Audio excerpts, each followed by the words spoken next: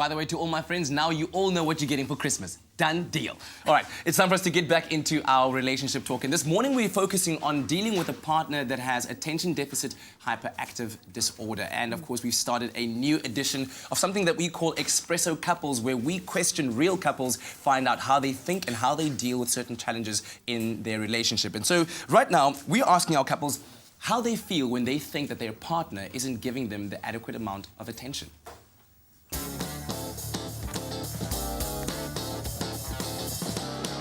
How would it feel if I needed reminding about tasks because of a split focus?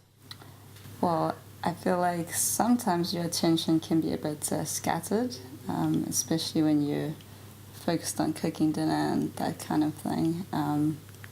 But I think in any relationship, it's important to have a negotiation constantly and realize that we are both people, and even if your attention's sometimes split, it's not because the person doesn't care, it's just that, yeah, they've got other things that need their attention.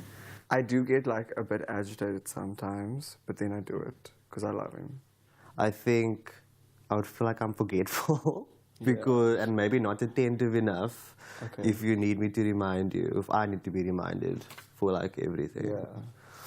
Well, I get super annoyed because you're such a focused person. And then as soon as you split focus, there's like this delay in life. I like to finish a task before I move on to the next one, because otherwise I will forget about it. But then sometimes, even though that task that you tell you're going to do it, you like leave it halfway. I'm like, you were closing the door. Kind of thing, like I have to remind you. Okay.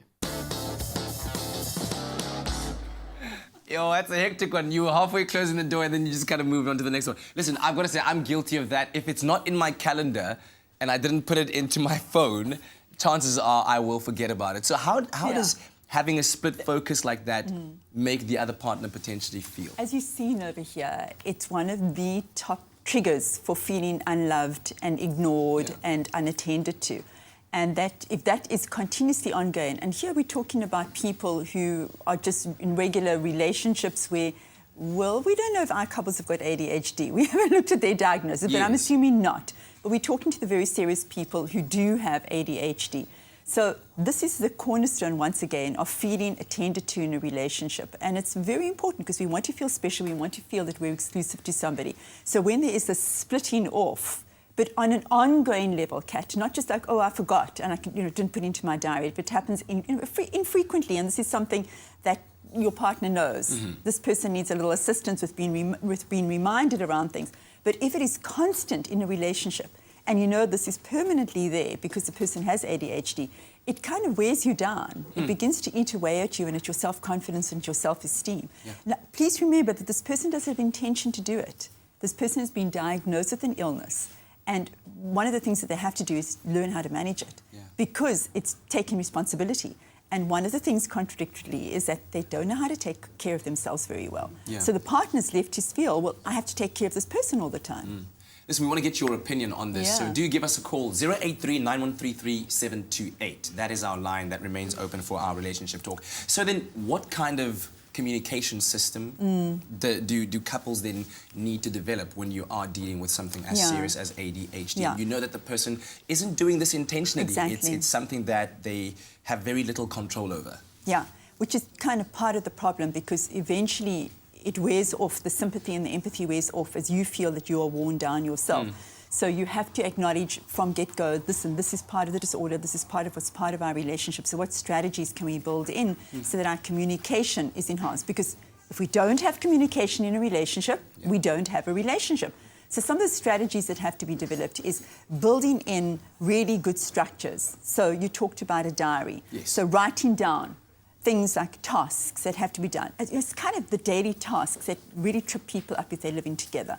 Those things really get irritating. So you want to have a task list so that the person can tick off the task because they're going to forget what to do, and you don't want to lead to the irritation. So what happens to the partner in this bad form of communication, the partner who isn't ADHD, is that they end up becoming very naggy, and they're constantly criticizing the ADHD person.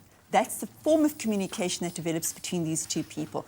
And that's what has to be broken, because you then become, say it's example, me, so say you're the ADHD person, and I'm the one who is saying to you, you have to remember to take out the garbage, or don't forget to pick up the kids, or don't forget, you've got to do dinner. So then you, in your head, begin to distance yourself from me because you anticipate being criticized because you know you're going to forget. Wow. And then the connection breaks down. And then what happens, which is where my work comes in, the intimacy breaks down. And then you're going to come into my therapy room and you're going to say, we're just not interested in being sexual anymore, or we just don't have an intimate connection anymore. There's a far deeper problem that lies. Absolutely. The connection breaks down. The connection breaks down. I'm feeling like a child, you're feeling like a child all the time. Well, we're going to keep our lines open. 08391333728. Do give us a call regarding our relationship talk today. And we're going to be focusing on how you as a couple, if you're experiencing this, can tackle the problem together and finally actually make it work out for your relationship. But stay tuned. We're going to keep Dr. Eve on the hot seat.